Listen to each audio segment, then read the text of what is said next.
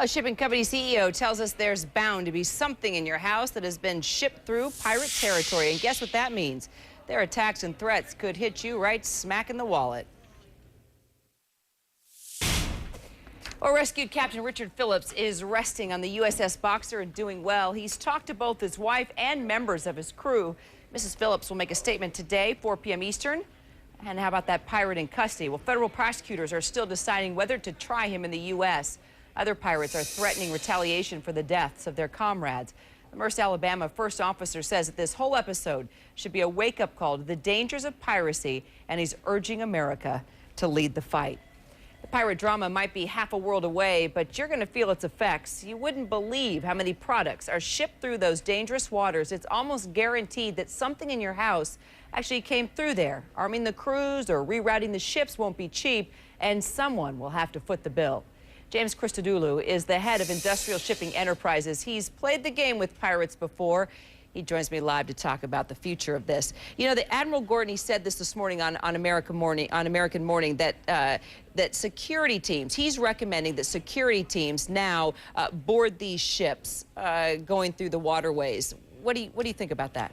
Well, Kyra, there are two ways that you could defend against pirate attacks from the ship itself. One is arming the crew, and I have to say I am completely against arming the crew, as are many other ship owners.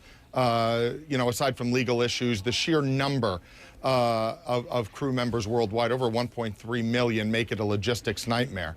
As far as putting trained security teams on board, you know, I've thought about it. I've discussed it with other owners. A lot depends on who the securities are, how they were trained, what their rules of engagement are, who commands and controls them. But given the volume of ships and the traffic through that region, you're talking about having to get and develop a force of probably 7,000 or 8,000 people, which is roughly the size of the Philadelphia police force. It's not an easy task to do. So, but didn't you have security teams on your ship, one of your ships that was hijacked?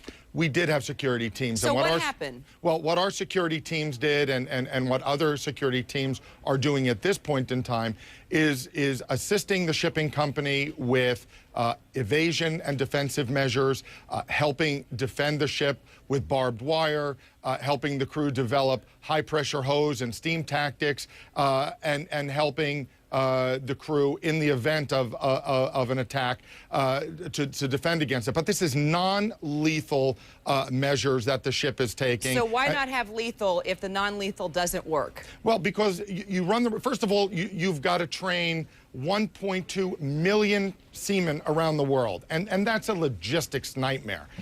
There are probably 50,000 ships that sail the high seas that would also have to be armed. So you're really talking about the possibility of an escalation and proliferation of violence that in my opinion, is really best left to the professionals, the military and government agencies, to provide an umbrella of security in the Gulf of Aden, the coast of Somalia, and other hotspot regions. But the military is not law enforcement. We can't count on the military to protect all of our commercial ships that are going through those waters.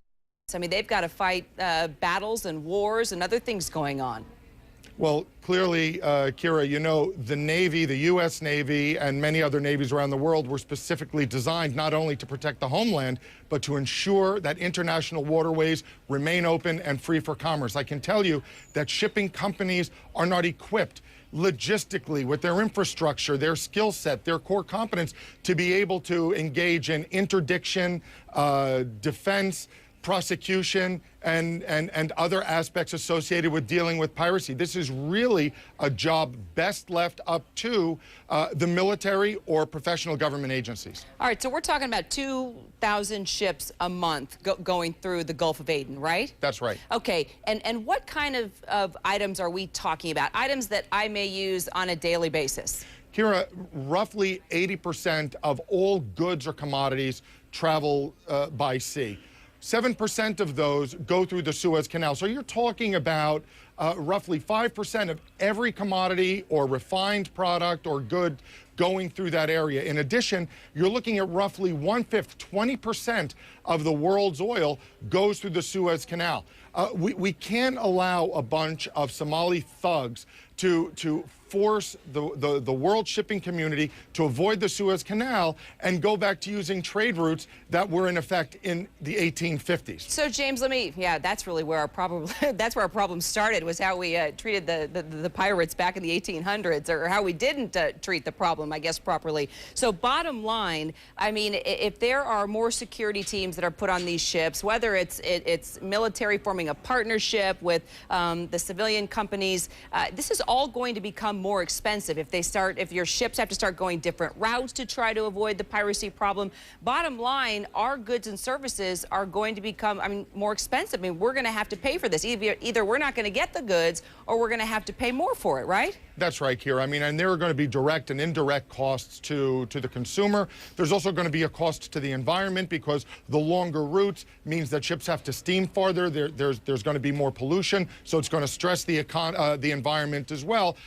But in addition to the direct and indirect financial costs, let me just say that the real cost is the human cost, and it's the price that Captain Phillips, his crew, and all the brave men and women that sail the seas are paying. It's really a human issue, not just a financial one. It's a dangerous job, too. It is. James Christodoulou, sure appreciate your time. Always good to talk to you. My pleasure. Thanks, Kyra.